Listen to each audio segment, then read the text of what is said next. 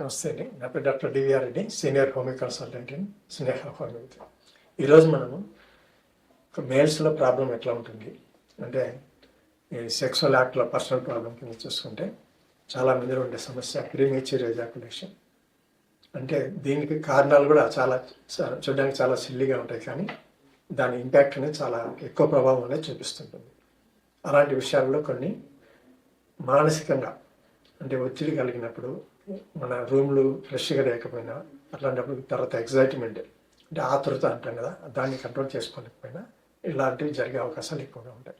తర్వాత ఒక మూడ్ స్టార్టింగ్లో ఉన్న మూడ్ మళ్ళీ మిడిల్లో యాక్ట్ చేసేటప్పుడు ఉండకపోవడం, అంటే మూడ్ చేంజెస్ వల్ల కూడా దానిపైన కాన్సన్ట్రేషన్ లేకపోవడం వల్ల, ఫోకస్ లేకపోవడం వల్ల కూడా తొందరగా సెమెన్ అనేది రిలీజ్ అయ్యే అవకాశం ఉంటుంది. దీన్ని ప్రీమెచ్యూర్ ఎజాకులేషన్ అంటాం. కాబట్టి దాని మీద శ్రద్ధ పెట్టి చేసినప్పుడు, యాక్ట్ చేసేటప్పుడు మైండ్ కూడా కంట్రోల్లో ఉంటుంది, స్టేబుల్గా ఉండాలన్నమాట. ఏదో ఒక మూడ్ ఇట్లా వచ్చి అట్లా వెళ్ళిపోవడం అన్నట్లు ఉంటే మూడ్ చేంజ్ అయిపోయినప్పుడు ప్రాబ్లం వస్తుంటుంది. సో ఏదైనా ఎటువంటి బయట ఎక్స్టర్నల్ ప్రెషర్స్ లేకుండా ఉండాలి, అంటే ఆతృత లేకుండా ఉండాలి, చేసే పైన ఏకాగ్రత ఉండే విధంగా ఉండాలి, అంటే ఆనందం అనేది ఉండాలి. ఏదో టైం పాస్ అట్లా చేసి ఇట్లా వెళ్ళిపోదాం అన్నట్లు ఉంటే తొందరగా మైండ్ అనేది డిస్టర్బెన్స్ అయిపోయి హార్మోన్స్ ప్రాపర్గా రిలీజ్ కాకపోవడం, తర్వాత మనకు ఉత్సాహం కలిగించే హార్మోన్స్ కూడా ఉంటాయి, అలాంటివి కూడా తగ్గిపోవడం వల్ల తొందరగా ఇది పిఎంఈ అంటారు, దాన్ని ప్రీమెచ్యూర్ ఎజాకులేషన్ జరుగుతుంది.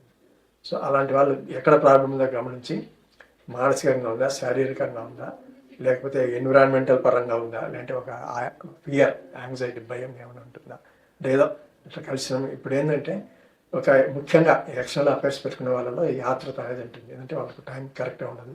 ఏదో ఒక్కొక్కసారి ఉన్నప్పుడు ఏదో ఒక ఫీలింగ్ ఫస్ట్ ఉన్నంత ఉత్సాహం చేసేటప్పుడు ఉండకపోవచ్చు, ఎందుకంటే ఏదో తప్పు చేస్తున్నామన్న భావన కావచ్చు. సో ఇలాంటి సందర్భాలలో కూడా మానసికంగా ఈ ప్రీమెచ్యూర్ ఎజాకులేషన్ అనేది వస్తుంటుంది. సో ఏ కారణం అనేది గమనించి కరెక్ట్గా తీసుకుంటే దీని నుంచి మనం బయటపడే అవకాశం ఉంటుంది. సో దీనికి సపోర్ట్గా హోమియోపతి మందులు కూడా హెల్ప్ అవుతుంది. నమస్తే.